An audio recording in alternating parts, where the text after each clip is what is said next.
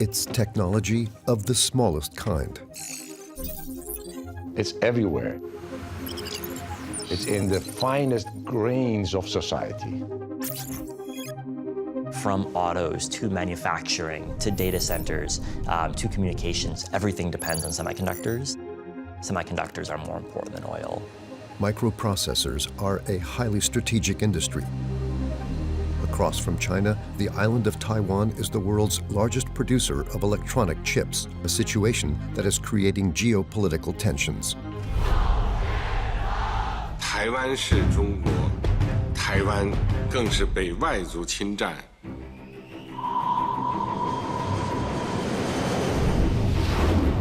If we imagine China taking over Taiwan's semiconductor industry, the worldwide economic shutdown. Taiwan with semiconductor is probably the best defense, has a silicon shield. Since the 1980s, the United States and Europe have been off-shipping the production of electronic chips. The globalization trend was driven by differentials in labor costs. It was simply cheaper to hire workers. Aware of their dependence, Americans and Europeans are facing a race against time to produce their own chips. They're building the biggest plant they've ever built in the world here in Arizona. 18 months ago, it was desert. The country that produces microprocessors will thus control the global industry. The world's geopolitics has been defined by where the oil reserves are for the last 5 decades. And I think where the chips come from is more important for the next 5 decades. From Taiwan to the far reaches of America, microprocessors are now coveted by the major world powers.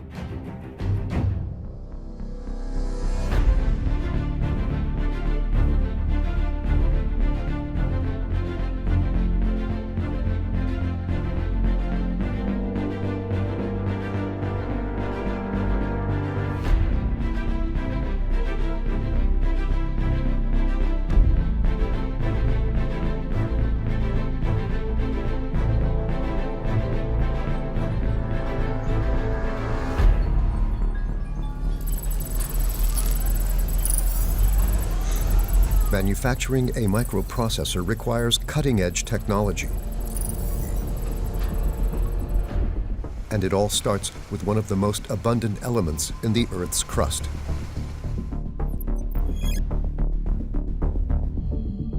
Extracted as quartz, the silicon is first melted in an oven at 1400 degrees and then cooled in silos. The material is then cut to form thin silicon wafers. The electronic circuits that form the microprocessors are etched onto these wafers. They are found in all electronic devices.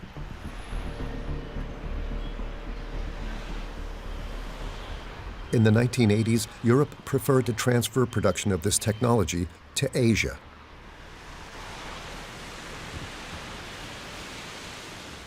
Taiwan decided to make it a strategic industry.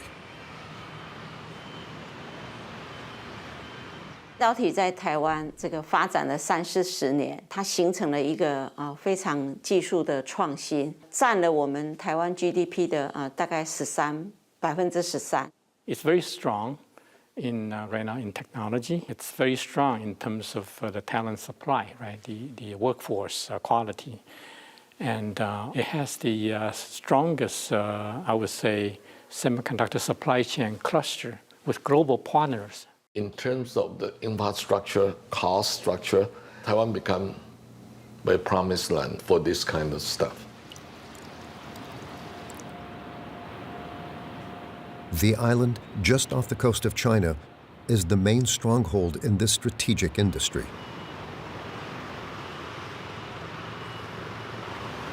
Taiwan accounts for 30% of the world's supply of microprocessors. The small country is a vital pillar of the global economy. It owes this transformation to one man, Morris Chang. Born in China in 1931, this engineer is venerated as a national hero in Taiwan. 那么今天的授勋仪式，我要代表国家对张创办人对台湾的重要的贡献表达最高的敬意跟谢意。In 2018, Morris Chang was awarded the country's highest civilian honor by the President of the Republic. Morris Chang studied at the best American universities before becoming the founder of TSMC, the first global manufacturer of microprocessors. He is revered throughout Silicon Valley. Morris, the world is full of successful people, frankly, but we've never seen impact like what you've made. And on behalf of all of us, you're my hero. Thank you.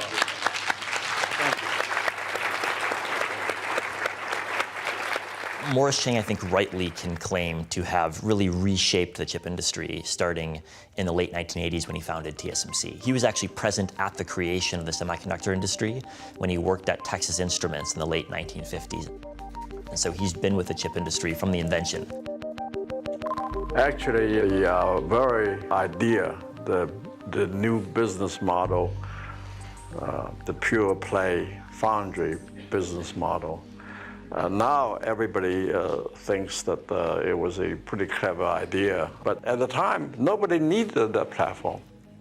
He, with the support of the Taiwanese government, which was a founding investor in Taiwan Semiconductor Manufacturing Corporation, began pouring money into expanding production capacity in Taiwan, designing none of their chips in-house, but providing outsourced manufacturing for chip firms in Europe, the United States, across the world.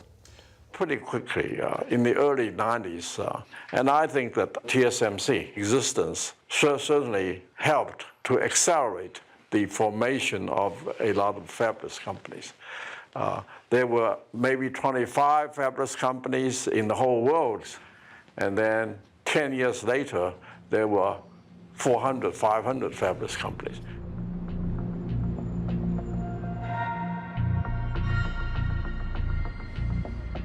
In less than 40 years, TSMC has built an empire of mega factories across Taiwan. In the suburbs of Taipei, the TSMC factories are impenetrable. Corporate communication is strict. Interviews with employees are forbidden, as are images from inside. TSMC has become the center of global attention. The company has the power to paralyze the world. TSMC produces 90% of the most advanced processor chips. From Apple, whether it's an iPhone, or NVIDIA, which powers many data centers, TSMC produces many of their chips. And without TSMC's production, the entire digital economy would simply ground to a halt. Of all of the companies you know in the world, this is the only company that currently has something they make in our possession right now. There are no others. So there's basically Air and TSMC.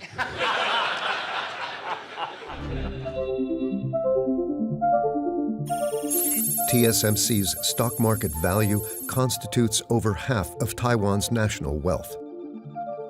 These days, 30% of the world's electronic chips are manufactured on the island. China, the USA, and Europe are lagging far behind and have to import the bulk of their microprocessors.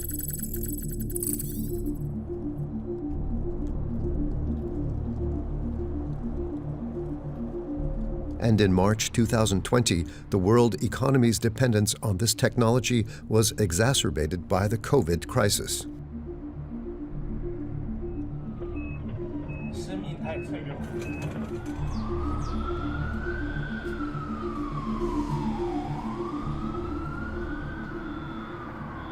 COVID was this massive accelerant. Now, everybody's communicating online. Zoom became a common word, not for a telescopic lens, but for how we communicate. The semiconductor industry was sort of rolling along at 5 or 6% kind of growth rate.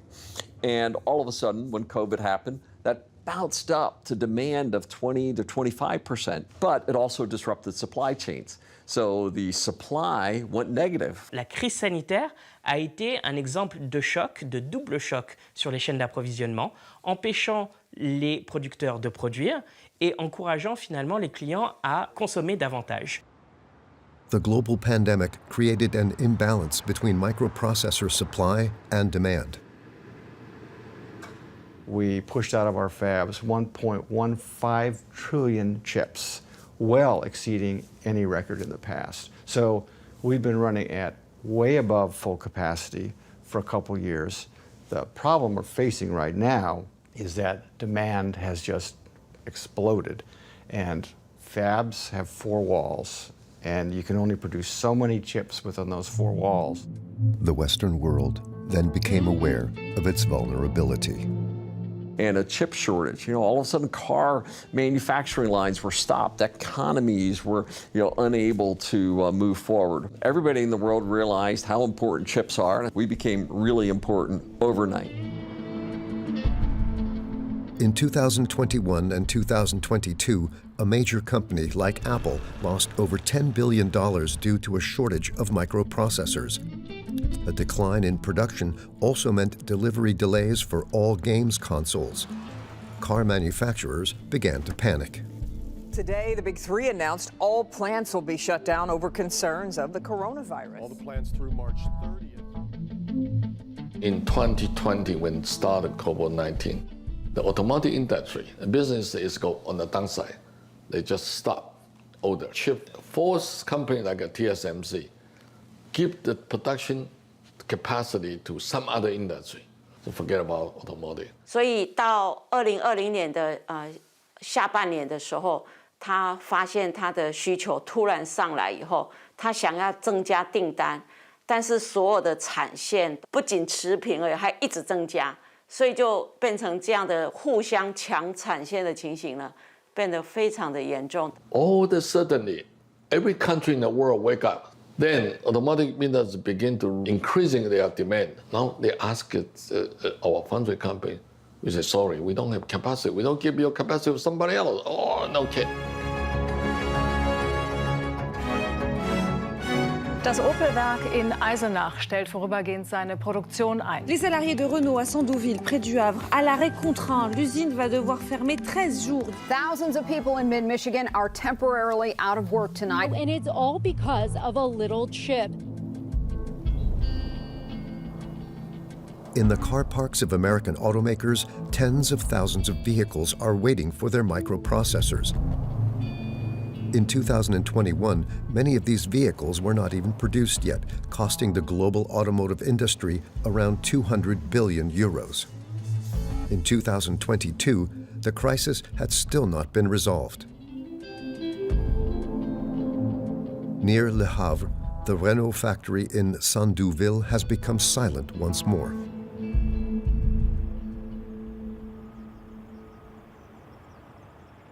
Notre site est arrêté pendant 10 jours. Tout simplement pour cette fameuse crise des microprocesseurs. Régulièrement, malheureusement, la direction est amenée à fermer le site pour manque d'approvisionnement de ces microprocesseurs. Et on se retrouve dans le tiers d'aujourd'hui avec une usine, dans notre jargon, on appelle ça une usine meurtre, c'est-à-dire personne à l'intérieur.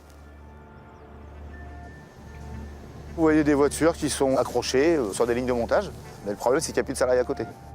Pour un bruit. Il ne reste plus que de la tôle. Sur 2021, on parle d'un peu plus de 60 jours d'arrêt. Plus de 60 jours d'arrêt. Donc oui, effectivement, là, c'est plus inquiétant, c'est alarmant. Imaginons-nous que Taïwan ou les pays asiatiques qui produisent ces microprocesseurs, un jour, il y a une crise géopolitique, tout simplement. Ils ne nous livrent plus. Vous comprenez? Ils ne nous livrent plus. On parle de centaines de milliers d'emplois dans les mois, les années à venir, si on inverse pour la tendance, qui seront sacrifiés en France. Ah, c'est fermé aujourd'hui, l'usine elle est fermée.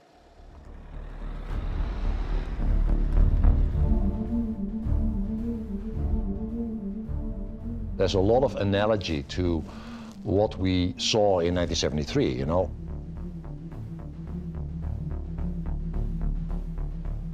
In 1973, oil was a given. Nobody worried about oil. It was always there, until it wasn't. Now we fast forward, 2020.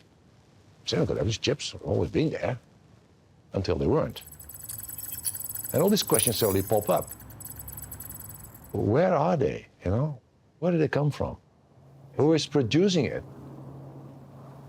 This is exactly why chips and semiconductors are now strategic. The globalization trend was driven by differentials in labor costs. It was simply cheaper to hire workers in places in East Asia. It was driven by typical trends in terms of shipping costs going down, in terms of new IT technologies making it easier to have a firm that operated in Europe and the US, and that's where the vulnerability comes in. On ne pensait pas un seul instant que ces chaînes d'approvisionnement internationales puissent être remises en question. On n'avait probablement pas l'imagination d'une telle pandémie ou d'une telle guerre. Et donc la logique de main-d'œuvre à bas coût n'a plus aucun sens aujourd'hui. On est plus dans une logique de technologie à bas coût. Et ça, c'est fondamental pour comprendre ce mouvement inverse qu'on a pu observer. For decades, companies have massively delocalized production without a second thought. Microprocessors have been no exception. And today, Western leaders are acutely aware of their dependence. The pandemic has painfully exposed the vulnerability of chips supply chains. COVID-19 pandemic exposed the fragility of just-in-time supply chains. I think for a couple of decades now, political leaders, meanwhile, have just not thought much about the industry. They've thought semiconductors were something that plugged into their computer or smartphone, and their thinking stopped basically right there. Nous avons, sur le sujet des composants en particulier électroniques, un énorme défi. A global semiconductor shortage has caused a shortfall in consumer goods, especially automobiles, and it's contributing to higher prices around the world. And so it's only in the past couple of years, due to the pandemic, due to the geopolitical competition, that leaders have started thinking about, is this a risk?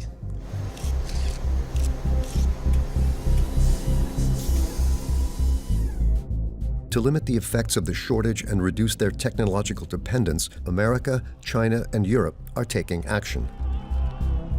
In 2022, each announced its microprocessor plan for developing their own production capacity. The College of Commissioners has adopted today the European Chips Act. 要实现我们第二个百年目标，我们就是要走自主创新的道路。The chip war has been declared.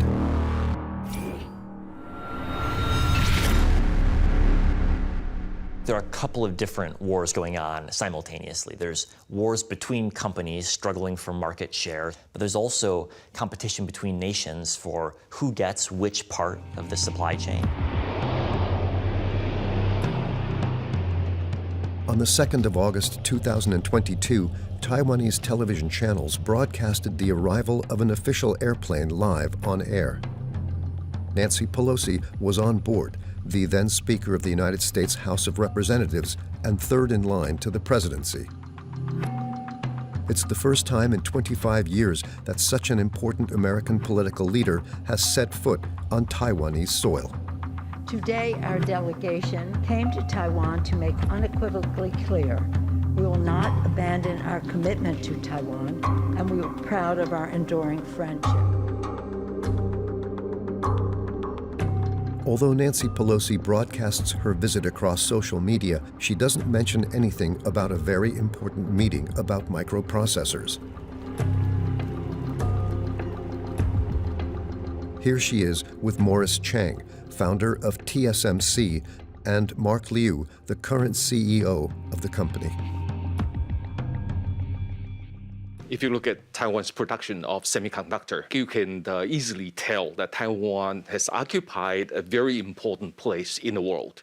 And it might come into play in the near future that China might have the temptation to think about Taiwan semiconductor as something that they want to take over.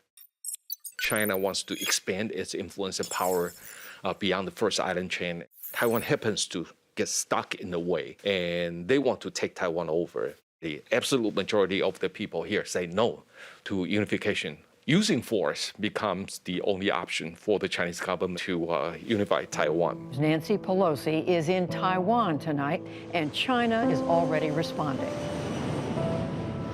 Pelosi's late-night landing was quickly followed by news of Chinese military drills all around the island. Using missiles and fighter jets, China organized an unprecedented military blockade of Taiwan for several days.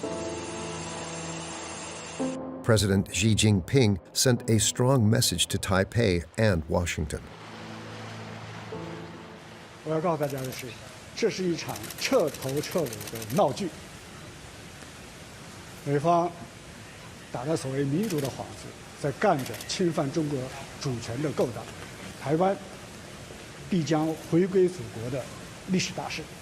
Pelosi 去台湾，我觉得 Pelosi politician 都说不上，他年龄太大了 ，too old。Since 1949, Taiwan has been one of the obsessions of the Central Powers. In October 2022, during the 20th Congress of the Chinese Communist Party, President Xi Jinping reaffirmed his commitment to annex the rebel island. 解决台湾问题是中国人自己的事，要由中国人来决定，但绝不承诺放弃使用武力，保留采取一切必要措施的选项。 China's ambition for Taiwan is not just politically fueled. The island is at the heart of the technology war between the USA and China.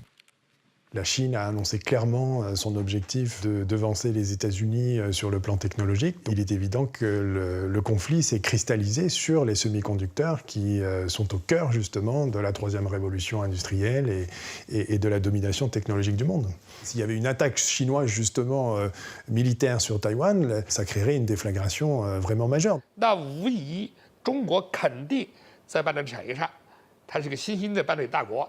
那么时间太短，就造成 这个很多的工艺技术的积累，我们的能力就不是在这个行业里面要去追最先进那一点，我们把中低的，我们靠量，中低端的吃了就完了，这么一个这个问题。If we imagine the world with China taking over Taiwan's semiconductor industry, and they use this as a weapon against the rest of the democracies, I'm sure the rest of the democracies which relied on semiconductor industry in Taiwan, I'm sure they will react in a very strong way. Taiwan with semiconductor is probably the best defense. Les Taïwanais se servent de TSMC comme d'un bouclier et d'un moyen de se protéger au plus haut niveau, y compris sur le plan politique, mais également sur le plan militaire. Il faut que Taïwan reste intact dans sa capacité à produire des semi-conducteurs face à la Chine et pour l'industrie américaine et l'industrie mondiale. United States, you make sure we are here to make things for you. It's not for our interest, for their own interest, for Apple, for all these companies that require continue our business. And Chinese, they maybe like it happen, but the US say, no, sorry, we'll not allow this happen. An armed conflict in the Taiwan Strait could jeopardize the majority of the world's electronics production. Faced with China, Taiwan can count on a powerful military ally. Are you willing to get involved militarily to defend Taiwan if it comes to that? Yes, You are. that's the commitment we made. The idea that it can be taken by force is just not appropriate. It will dislocate the entire region and be another action similar to what happened in Ukraine. Si Taïwan n'avait pas la capacité industrielle dans ce domaine, je pense que l'intérêt de défense de Taïwan serait bien moindre aux yeux des Américains. Il va de soi que les intérêts économiques, et en particulier dans le domaine des semi-conducteurs, est crucial, central dans les relations américano-taïwanaises.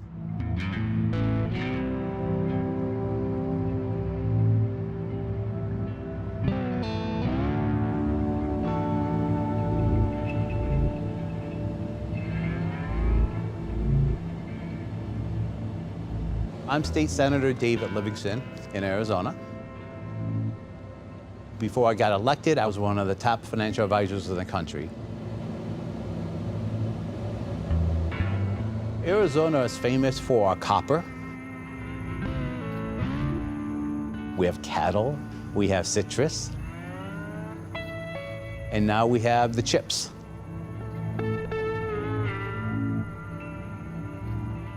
In the Arizona desert, new businesses are opening up so they can benefit from America's help. The Taiwanese company TSMC is building its first mega factory in the United States. This is the Taiwanese semiconductor plant. Phase 1 is a $12 billion investment. And if it goes well, I think the long-term plans, the next 20 years, is to build 3 of these plants up here in this location.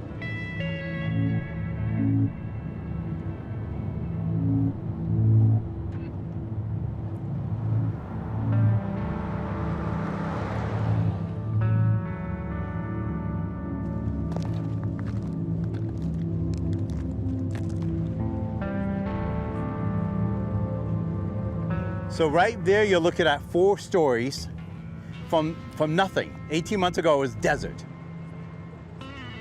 That's how fast it's going. Economic impact projection in the next 20 years is $38 billion because of the plant, because of the other companies that will come here to support it, because of the new apartments, the new houses that would be, the new restaurants. I actually feel personally it's going to be bigger than that.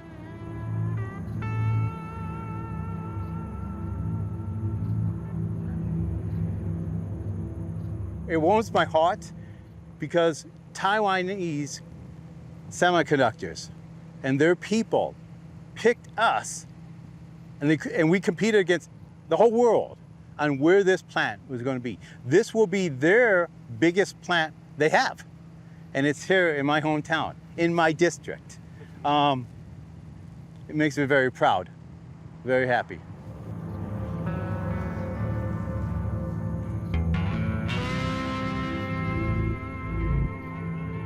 This semiconductor factory will soon produce 5-nanometer chips, the latest generation of microprocessors that are currently only being made in Asia.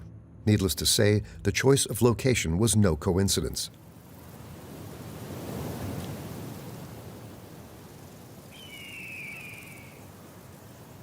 It was in Phoenix, Arizona's capital, that the agreement between the USA and Taiwan was announced in 2020 thanks to active lobbying by the governor of the state. Taiwan Semi is without a doubt this decade's biggest win in Arizona. We showed up to the discussions, we answered the questions, and we pitched what was best about our state. We've got the lowest flat tax in the nation. We've eliminated over 1,000 regulations that make it a great place to live, work, play, and obviously scale a business. Doug Ducey is a longtime friend of Taiwan. That's why, a month after Nancy Pelosi's controversial visit, the governor is heading to the island. Thank you for coming to see us. Hello, I'm Doug Ducey, governor of Arizona. It's my great honor to meet with President Tsai. The Chinese Communist Party doesn't dictate to any American where they can and cannot go. If someone wants to go visit our partners in Taiwan, they should feel free in doing so. Taiwan Semiconductor is the best in the world. I think what we'll be able to have in Arizona will actually be a deterrence to any aggression from China's perspective that they would have on the island of Taiwan. In another victory for the governor, in December 2022, the boss at TSMC welcomed Joe Biden to his factory in Arizona to announce a $30 billion additional investment. Thank you to everyone at TSMC, especially Morris Chang, who founded this company in 1987 and grew it into a global giant. And today, TSMC has announced a second major investment. They'll construct a second fab here in Phoenix to build chips, 3 nano chips. A few weeks later, in the gardens of the White House, it is a historic day for the American economy. Following her return from Taiwan, Nancy Pelosi stands as master of ceremonies. Today, Mr. President, With the stroke of your pen, America declares our economic independence, we strengthen our national security, and we enhance our family's financial future.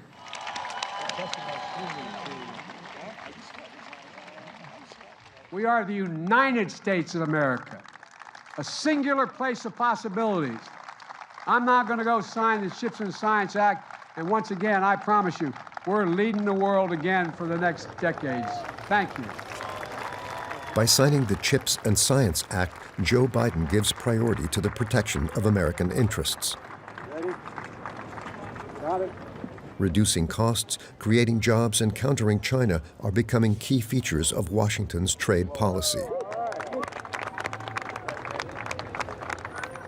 $80 billion have been allocated to industry and research, of which $52 billion was just for microprocessors. It is the United States' largest public investment since the Second World War. In the audience, a rather discreet man has been working behind the scenes to reach this outcome. Running a business empire, his company invented the first electronic chip back in 1971.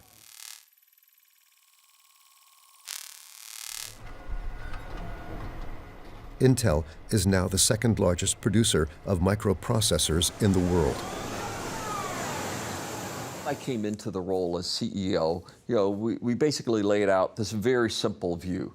The world needs more geographically balanced, resilient supply chains. And the world now realizes that. That's the essence of the U.S. CHIPS Act, to get more geographically balanced, resilient supply chains. I can't put oil reserves in my country, but I can help build fabs in my country. We have to build out.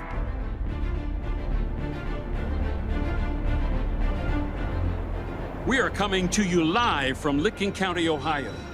This is the site where Intel is breaking ground for its newest chip manufacturing facility. Intel is going to build a workforce of the future right here in Ohio. A brand new $20 billion campus, 7,000 construction jobs. Please join me in welcoming Intel CEO, Pat Gensler. Oh, we made it. This great state of Ohio has this tradition of manufacturing. You all like to build stuff. And that's exactly what we're going to do together. We are going to build the most advanced stuff in the world right here in Ohio.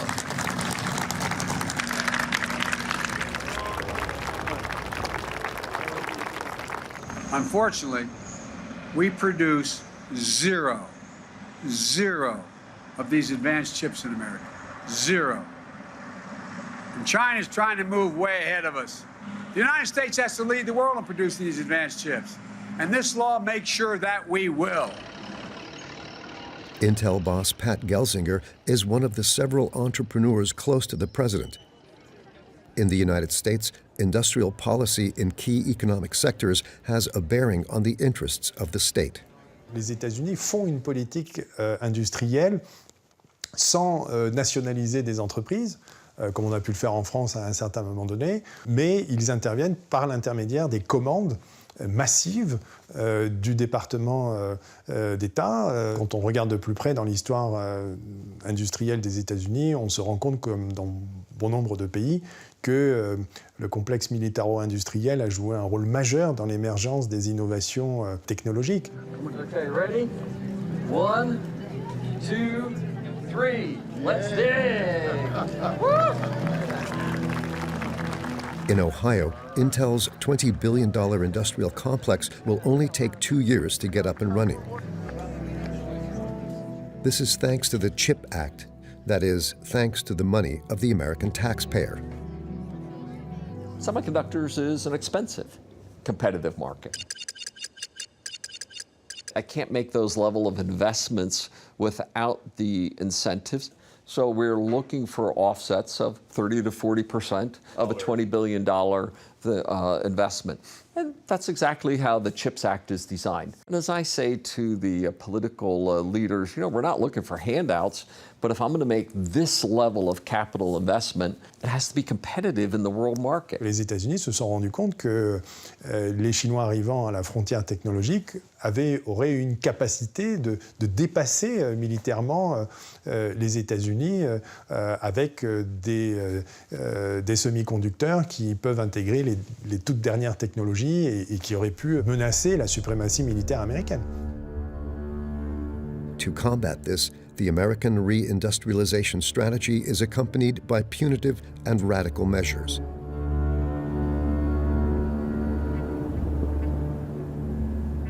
American companies are no longer permitted to work with telecoms giant Huawei and SMIC, China's leading producer of microprocessors. In Beijing, this measure is perceived as an aggression. 其中部分条款限制有关企业在华正常经贸和投资活动，具有明显的歧视性，严重违背了市场规律和国际经贸规则，将对全球半导体供应链造成扭曲。所谓芯片和科学法案，中方对此表示坚决反对。 Like the United States, China is investing billions in the microprocessor sector, to no avail. $520亿政府投入不算大，大概我们整个前面的整个集成电路的投入水平，其实中国在 chips 上现在干的是苦活啊。然后我们虽然进口4000多亿。 4000亿的芯片。The Chinese government has poured a lot of money into chip making, but it's done so in a very ineffective way. China spends more money importing semiconductors than it does importing oil. Cela fait maintenant près de 40 ans que la Chine investit massivement en perdant de l'argent, des sommes d'argent monumentales sur les semi-conducteurs. Et d'une certaine manière, elle a rattrapé, mais elle n'est toujours pas à la frontière technologique. Et les Chinois voudraient bien évidemment être en capacité de dépasser Taïwan, non seulement parce qu'il y a une rivalité entre les deux pays, mais aussi, au-delà de ça, il y a une rivalité vis-à-vis des États-Unis et une volonté d'indépendance technologique vis-à-vis des États-Unis. In response to American sanctions, Chinese semiconductor production has hit an all-time high in recent months. 300 billion chips have been created in the country's factories. 好的，其实呢，我觉得这个美国的很多决策是一些非常简化的，或者说是非常有时候在我看来是比较缺乏目标的，或者比较愚蠢的。那我叫姚海平，是这个酷星微电子公司的创始人、董事长 CEO。2011年成立了酷星微电子。 就到现在为止呢，过去的25年以上，我一直都在创业做半导体芯片设计企业。公司的话呢，有将近200名员工，其中在芯片设计里面，在芯片部分有60多人。大家看到，包括这个他们在做一些仿真，如果看到这个电路的部分啊，在做一些验证的部分，当然主要是在做硬件的代码编写、硬件的验证以及软件的开发、软件的验证。 你不都预留了吗？来个主时钟，然后你看它那个，对啊，它那个片数不都是定死的。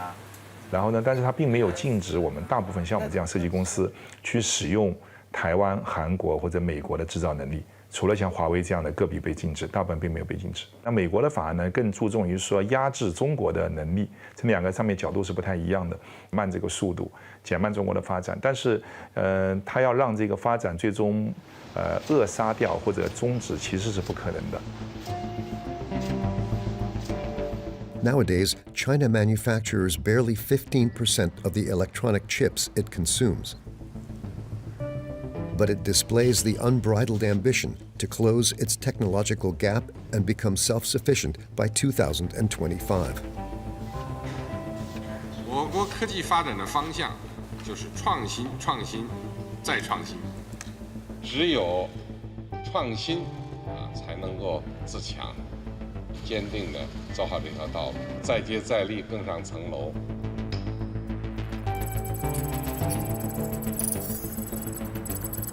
In China, the world of microprocessors lacks technology, brains, and production capacity. This is the Chinese industry's greatest weakness, which is significantly dependent on foreign microchips. I worked in China for about 2 years. I was hired by SMIC as a vice chairman.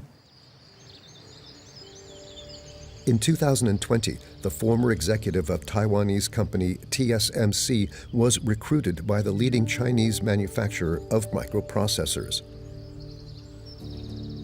Professor Chiang now lives in the United States in Silicon Valley. Before I went to China, I heard they are going to put in several hundred billions into semiconductor industry. I think there must be a master plan. After I went there, I found there's no master plan. You think China is a kind of concentrated government? Politically it is, but economically it's not. Because local government have their own funding. They can do whatever they can. People just want to have power. If you look at the aggregate funds that China devotes to chip making, it's billions and billions of dollars, but much of that comes from different provincial or local officials, and they all want a facility in their province or their city, so it ends up being very inefficient in terms of how this is spent. As a result, although China's firms are subsidized more than anyone, they've really struggled in the past decade to actually improve their manufacturing capacity relative to other countries. There is a tech war underway. Who will have the technology that leads? Right now, the US has it, but our lead has been slipping, and China certainly wants to have its own indigenous technology that doesn't rely on US or Taiwanese or Korean or. 马太效应，也就是强者恒强，强像台积电、三星、Intel， 他们已经是强者了，强者恒强。那么这个时候，希望去很快的追赶上他们的速度，这是非常难的，非常非常难的。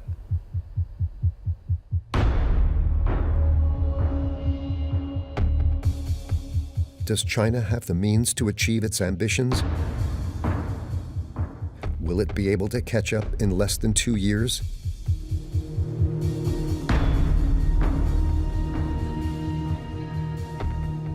In this global race for the production of microprocessors, Europe seems overwhelmed, despite speeches by leaders in Brussels.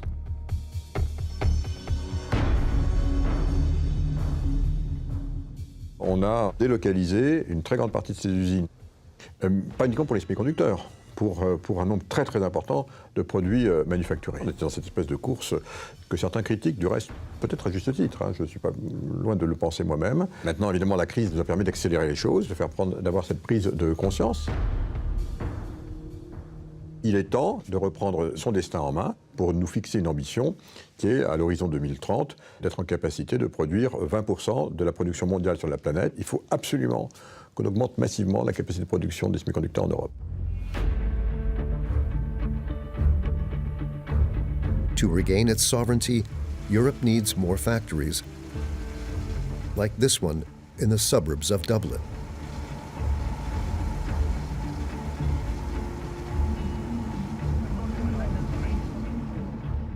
The most modern factory in Europe is being built in these very suburbs of the Irish capital.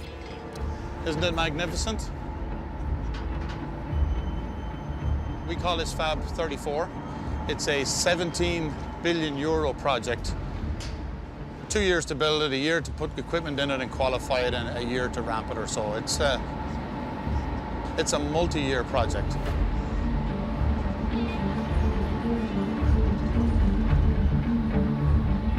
By the end of 2023, this plant will produce the latest generation of microprocessors. But appearances are deceptive. Fab 34 is not a European factory. It is owned by the American manufacturer Intel and its boss, Pat Gelsinger.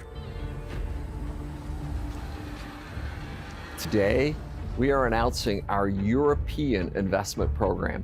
We envision investing up to 80 billion euros in the EU over the next decade. European Commission President Ursula von der Leyen recently said there is no digital without chips.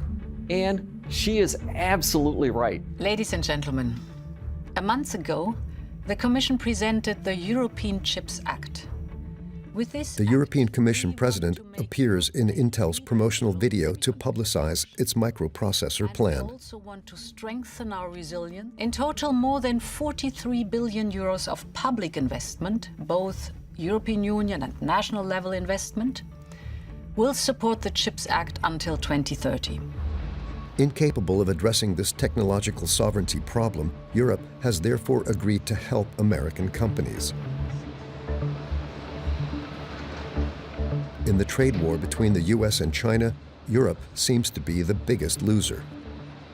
On avait encore quelques producteurs dans les années 80 ou 90 qui ont tous disparu et qui ont été soit rachetés par les Américains, voire même par des entreprises asiatiques. Les pays européens ont échoué. Ce que cherchent effectivement à éviter peut-être les Européens, c'est à sécuriser leurs approvisionnements aujourd'hui si nous avions encore un bouleversement géopolitique dans cette industrie. However, Brussels can rely on 3 European manufacturers of microprocessors. Europe actually boasts a major champion in the industry. ASML is a Dutch firm unknown to the general public.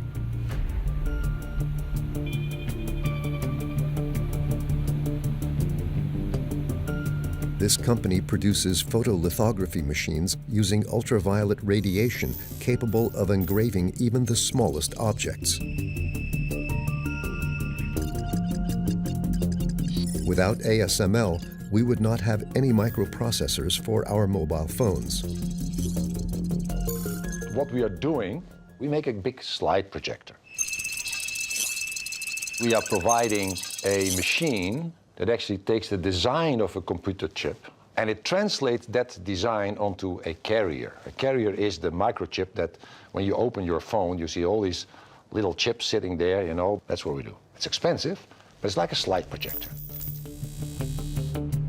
Each of its overhead projectors costs 125 million euros.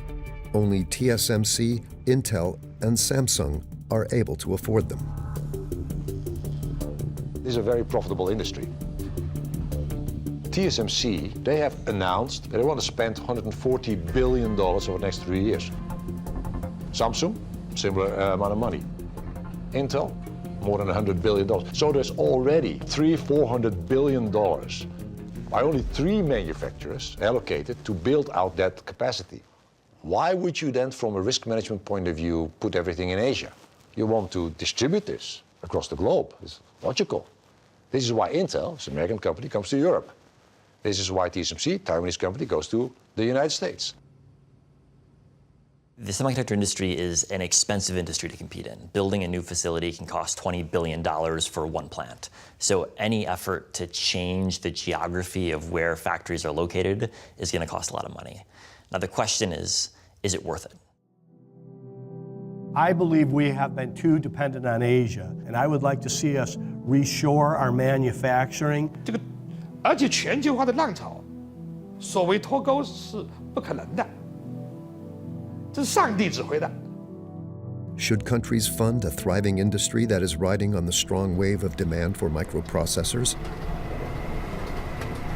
Governments need to incentivize, subsidize those big companies to just start such a big project as a kind of a co-partnership. Governments and manufacturers working hand in hand. In Asia, Europe, and the United States, the chip war has only just begun. Microprocessors have become the main raw material of our digital life. There is no innovation without semiconductors. There is no green without semiconductors. And there is no national security without semiconductors. It's that important to the future. Let's treat it with that priority. Vous avez des entreprises qui ont développé des savoir-faire uniques au monde et qui tirent leur épingle du jeu de cette nouvelle donne à l'intérieur qui a été causée par la géopolitique. Et donc ce sont ces entreprises qui sont en capacité effectivement d'imposer leurs décisions à l'échelle de la planète et au gouvernement. This war that is both commercial and political is revealing the limits of globalization. The microprocessor crisis will no doubt further the feud between Chinese and American giants. Will Washington maintain control of its strategy, or will it have to contend with a China committed to resorting to violence in order to close the technology gap?